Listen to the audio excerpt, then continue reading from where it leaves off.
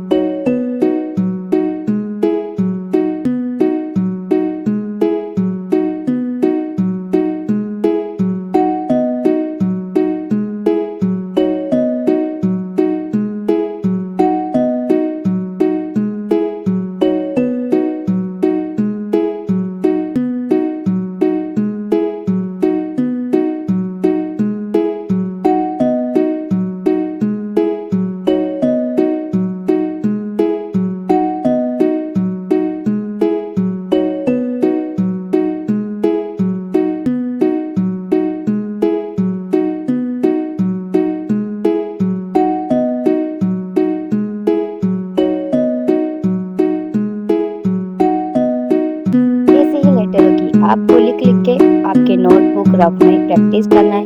Daily practice करने से आप इसमें परफेक्ट हो जाएंगे और धीरे धीरे आपकी राइटिंग अच्छी होती जाएंगी। तो प्रैक्टिस प्रैक्टिस प्रैक्टिस प्रैक्टिस करना है। तो मिलते हैं आपको नेक्स्ट वीडियो में। सब्सक्राइब कर लेना, लाइक कमेंट शेयर करना।